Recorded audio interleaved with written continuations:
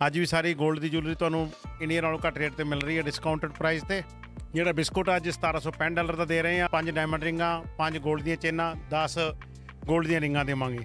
ਤੇ ਜਿਹੜੇ ਵੀ ਭੈਣ ਭਾਈ ਅੱਜ $3500 ਦਾ ਗੋਲਡ ਜੁਐਲਰੀ ਬਾਏ ਕਰਦੇ ਆ ਜਾਂ ਡਾਇਮੰਡ ਜੁਐਲਰੀ ਬਾਏ ਕਰਦੇ ਆ, ਉਹਨਾਂ ਦਾ ਰੈਫਲ ਨਾਮ ਪੈ ਜਾਊਗਾ ਆਪਣੀ ਮਰਸੀਡੀਜ਼ ਕਾਰ ਦਾ ਡਰਾਅ ਕੱਢਣਾ ਆਪਾਂ 24 ਦਸੰਬਰ ਨੂੰ।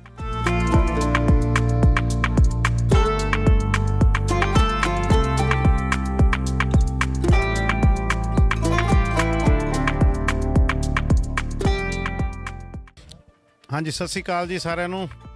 ਅੱਜ ਜੀ ਆਪਣੇ ਚੀਨਾ ਜੁਐਲਰ ਤੇ ਅੱਜ ਬਲੈਕ ਫਰਾਈਡੇ ਦੀ ਸੇਲ ਲੱਗੀ ਹੋਈ ਹੈ। ਸਵੇਰੇ 9 ਵਜੇ ਤੋਂ ਸ਼ਾਮ ਦੇ 6 ਵਜੇ ਤੱਕ ਆਪਾਂ ਹੈਗੇ ਆ।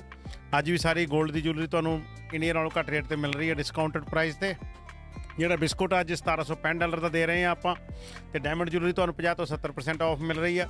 ਤੇ ਜਿਹੜੇ ਹੁਣ ਪਹਿਲੇ 50 ਕਸਟਮਰ ਆਪਣੇ, ਉਹਨਾਂ ਦਾ ਆਪਾਂ ਡਰਾਅ ਕੱਢਾਂਗੇ ਮੇਰੇ ਖਿਆਲ 'ਚ 2 ਜਾਂ 3 ਵਜੇ ਦੇ ਨੇੜੇ ਆਪਣੇ ਡਰਾਅ ਕੱਢਾਂਗੇ ਉਹਨਾਂ ਸਾਰਿਆਂ ਦਾ। ਉਹਨਾਂ ਨੂੰ ਆਪਾਂ 5 ਡਾਇਮੰਡ ਰਿੰਗਾਂ, 5 ਗੋਲਡ ਦੀਆਂ ਚੇਨਾਂ, 10 ਗੋਲਡ ਦੀਆਂ ਰਿੰਗਾਂ ਦੇਵਾਂਗੇ।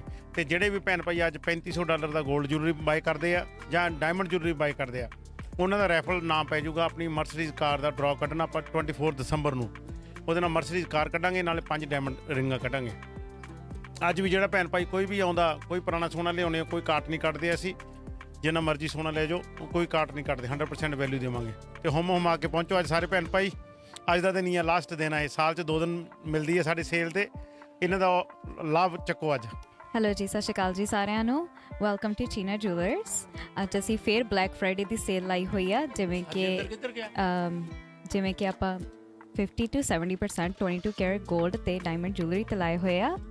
ਤੇ ਜਿਵੇਂ ਕਿ ਕੱਲ੍ਹ ਸਾਡੇ ਰੈਫਲ ਡਰਾਸ ਨਿਕਲੇ ਆ, ਗੋਲਡ ਚੇਨਸ, ਡਾਇਮੰਡ ਰਿੰਗਸ ਤੇ ਗੋਲਡ ਰਿੰਗਸ ਦੇ ਅੱਜ ਫੇਰ ਨਿਕਲਣਗੇ। ਤੇ ਬਾਕੀ ਸਾਰੇ ਚਾਂਦੀ ਦੇ ਪ੍ਰਾਈਜ਼ਸ ਮਿਲਣਗੇ।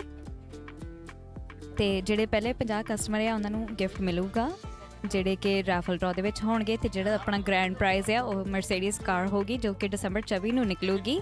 ਜਿਹੜੇ 3500 ਤੋਂ ਵੱਧ ਸ਼ਾਪਿੰਗ ਕਰਨਗੇ ਉਹਨਾਂ ਦੀ ਟਿਕਟ ਪਊਗੀ ਉਹਦੇ ਵਿੱਚ। Thank you.